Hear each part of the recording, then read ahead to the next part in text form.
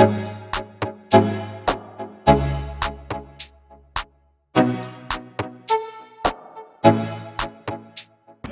upaya pengembangan sektor perikanan tangkap dan hal kebijakan penangkapan ikan terkubur di Sumbawa. Kepada Pak Hadi, silakan. Terima kasih. Assalamualaikum warahmatullahi wabarakatuh. Selamat pagi, salam sejahtera bagi kita semua. Bapak Ibu yang saya hormati, mohon izin kami mewakili Bapak Jenderal Perikanan Tangkap beliau memberikan salam dan mohon maaf karena tidak bisa berada di Jakarta dan ada beberapa kegiatan yang tidak bisa beliau wakilkan. Dan untuk itu kami tugaskan saya sebagai kepala biro perikanan samudra itu dan juga kami juga mengundang beberapa kepala perikanan yang ada di wilayah Sulawesi Papua. Ada Pak Hasil dari BPN Tua, ada Pak Jafar dari BPN Bogor, ada juga dari BPN Ternate. Jadi ada perwakilan dari BPN Sendiri. Jadi kami sangat concern dengan ini, apalagi yang dibahas adalah terkait dengan perikanan tangkap.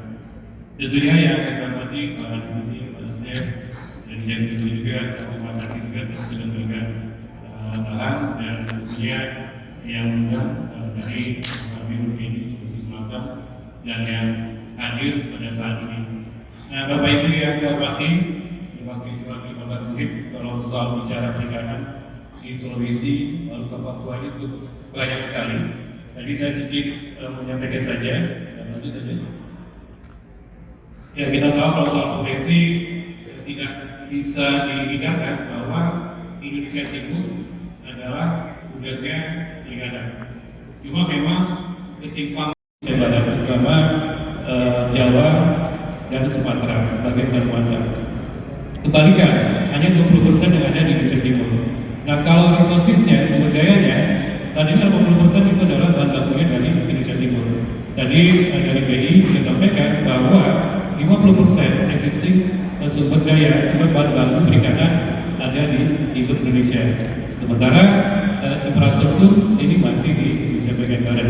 Nah, ini PR yang menjadi persoalan di kita.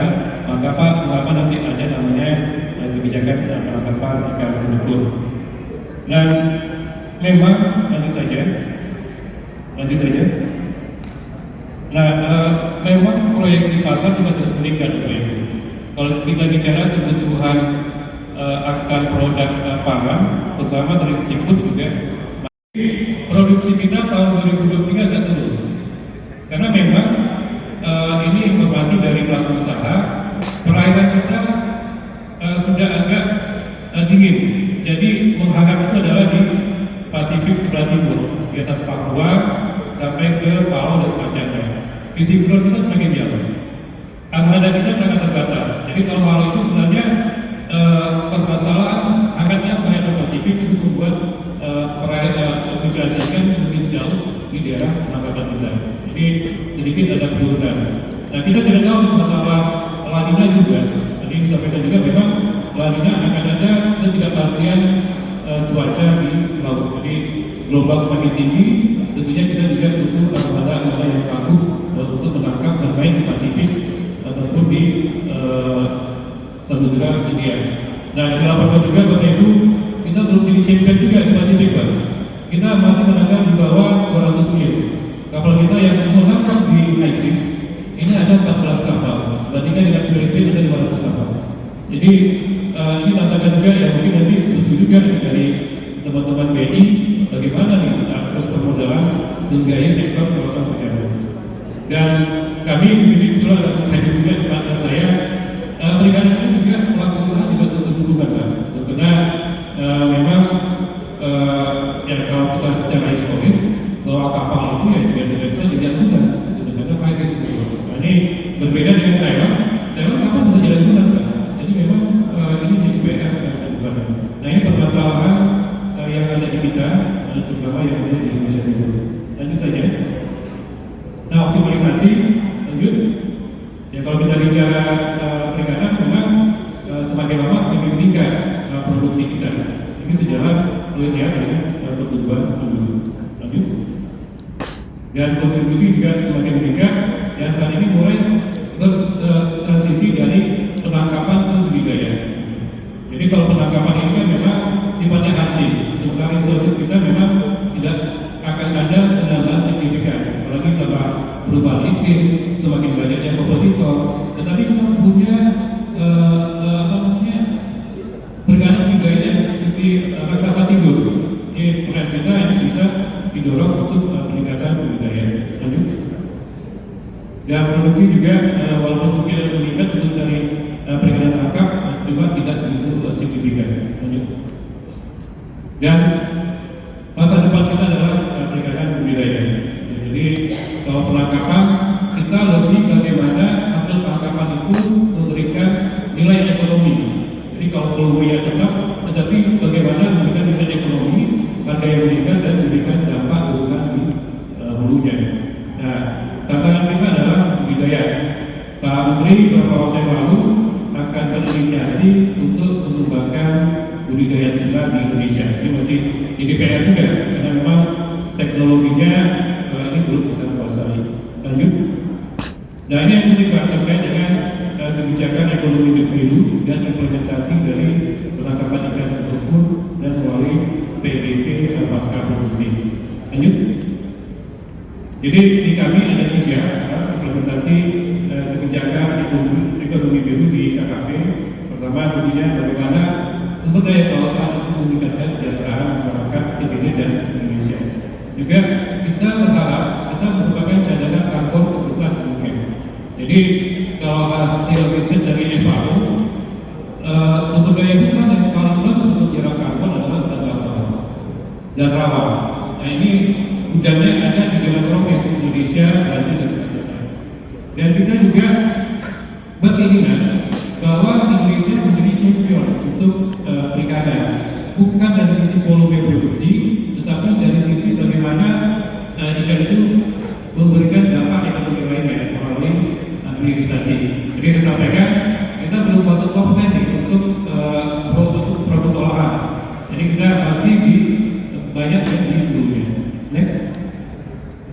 Nah, kebijakan ini dijalankan ada 5 pilar. Salah satunya adalah penangkapan ikan terukur berbasis hutan. Next. Nah, target kita tadi disampaikan penangkapan PIT, penangkapan ikan terukur melalui zonasi, pembagian zona-zona penangkapan, dan juga kita sudah melakukan implementasi uji coba juga, dan juga kita pembahasan data perizinan dan mengembangkan beberapa kebijakan pendukung. Nah, perlu kami informasikan Bapak Ibu, PIT ini sebenarnya masih dipending pelaksanaannya, masih ditunda, baru berjalan efektif nanti 1 Januari 2025. Karena kita butuh 1 tahun ini untuk mempersiapkan sumber daya manusia, infrastruktur, dan koordinasi dengan teman-teman daerah, termasuk juga pembagian hasilnya. Ini kami paralel juga lagi mengusulkan revisi undang-undang BPH. Jadi kalau BPH perikanan ini dibagi rata ke seluruh kabupaten kota. Ini yang mungkin berapa daerah-daerah penghasil perikanan agak keberatan, harusnya daerah penghasil untuk mendapatkan kontribusi BPH yang bisa dibandingkan daerah lain. Dan ini sambil paralel. Nah, sambil pelaksanaan ini berjalan, ada 2 skema yang saat ini berjalan. Pertama adalah penerapan PBB pasca produksi. Lanjut. Dan kita juga sistem modeling. Nah, terkait dengan PIT ini ada 3 yang diatur. Pertama adalah masalah zona. Jadi yang dulunya kapal-kapal yang landingnya di Jakarta, Cilacap, kalau dia menangkap di Arafura ataupun di Pasifik, ini boleh dulu. Kalau sekarang tidak boleh Pak, dia harus landing di pelabuhan yang ada di Maluku, Sulawesi dan semacamnya. Dan ini sudah jalan masalah zona ini, karena yang terkait dengan kota dan musim ini belum jalan. Yang masalah sudah jalan. Dan itulah kami begitu, Bapak Ibu, dampaknya luar biasa. Saat ini sudah beralih 34 kapal yang dulunya dari Waragaru, Cilacap di begitu, dengan ukuran di atas 100 rosok. Jadi menjadi PR juga ini, karena memang kapasitas pelabuhan itu juga terbatas. Lanjut. Nah, ini kami sampaikan Di kita ada 6 zona untuk di Maluku, Sulawesi, Papua ini ada di 2 zona, zona 2, zona 3. Zona 3 ini ada di Parapura, Laut Maluku, dan Papua sebagai barat. Dan di zona 2 adalah Jawa, Sulawesi, dan Pasifik. Dan kebetulan itu agak spesial, dia dapat di 2 zona. Karena memang dia berada di perbatasan antara zona 2 dan zona 3. Next. Dan kita harapkan memang penangkapan ikan tertentu memberikan kontribusi ke pertumbuhan ekonomi lokal. Ini akan disampaikan karena kita butuh kesiapan infrastruktur SDM pelaksanaannya ditunda hingga nanti di 31 Desember 2024. Sambil kami KKP mempersiapkan regulasi yang akan kita siapkan ke depannya. Dan saat ini yang berjalan adalah PNBP pasca produksi. Jadi PNBP pasca produksi merupakan kebijakan transisi dari yang sebelumnya ke nanti penangkapan ikan terlumpur. Jadi ini sudah berjalan dari Januari 2023 sampai saat ini. Nah, kami sampaikan itu saja. Nah, sebelum 2023, skema PNBP kita itu dibayar berdasarkan ukuran kapal dan watt kapal. Kalau dia menangkap sebanyak itu tidak ada masalah, Pak. Nah, ini membuat resources kita sebagai tersekat, kompetisi terjadi di mana-mana. Nah, setelah 2023 diperlukanlah namanya PNBP pasca produksi. Jadi pelaku usaha membayar sesuai yang dia tangkap dan berdasarkan ukuran kapal. Misalnya untuk kapal di atas 60 croston itu dikenakan 10% dari nilai yang didarahkan saat itu. Kalau di bawah 30 sampai 60 croston adalah 5%. Jadi kita harapkan agak fair, adil, supaya memang dia bayar sesuai dengan yang dia tangkap. Dan kita juga sudah melaksanakan sistem modeling penangkapan ikan terlumpur masih dicoba. Ini berpusat di bulan Juli yang lalu. Jadi bagaimana kita mengintegrasikan antara hulu dan hilir. Dan mudah-mudahan konsepnya dapat berjalan dengan baik. Ketika dilaksanakan nanti di 2025, ini dapat diterapkan di seluruh zona. Dan ini tentu saja. Ini implementasi tentu saja. Nah, ini kita harapkan nantinya dengan adanya sistem PNC di tahun 2025 di zona 3, ini dapat memberikan kontribusi estimasi ini 1,2 triliun untuk PNBP secara keseluruhan. Akan ada 3.000 kapal di sana yang menggunakan atau memanfaatkan potensi yang luar biasa di zona tersebut. Jadi kita harapkan memberikan pertumbuhan ekonomi lokal yang ada di Maluku dan di Papua Barat. Lanjut saja. Dan ini yang terkait dengan PNBP pasca yang sudah jalan saat ini Bapak Ibu. Jadi memang belum signifikan memang dengan adanya sisi saat ini. Jadi kita memang banyak menyesuaikan regulasi. Nah, kalau kita lihat PNBP nya targetnya 394 M, ini baru tercapai di kurang kita 50 lebih. Jadi masih di bawah 1%. Dan ini memang distribusi konsentrasinya adalah di Sulawesi. Sulawesi utamanya adalah di Sulawesi Utara, Pak. Jadi dari 34,3 M itu, hampir 30 M itu dari Sulawesi Utara. Bitung, Bapak. Jadi memang Bitung ini merupakan pusat industri perikanan di Indonesia Timur. Karena dari 7 industri pengkalangan ikan, 4-nya ada di Bitung. Lanjut. Dan kami juga menyampaikan suatu dampak adanya zonasi kapal-kapal sudah mulai kembali berpangkalan di Bitung. Ini volume berkisar meningkat signifikan untuk 2025. Jadi bukan itu saja. Dan dominan adalah kapal-kapal di pusat, hampir 95%. Lanjut. Dan PNBP kita juga meningkat signifikan. Nah, menjadi pertanyaan Bapak Ibu, semakin banyak ikan, apakah memberikan dampak pada ekonomi lokal? Nah, ini menjadi tuntutan bagi kami. Karena selama ini memang ternyata polanya ikannya memang didarahkan di Bitung, tapi langsung dibawa ke Jakarta, tidak mensuplai unit yang ada di Bitung sendiri. Karena kembali lagi ke pasar sebenarnya. Nah, kita harapkan memang kalau ikan yang didarahkan di Bitung harusnya kan mengisi 4 unit pengolahan yang ada di Bitung. Nah, ini kita masih mencari bagaimana nanti ada sepakatkan dengan strategi kapal dengan industri itu. Lanjut saja.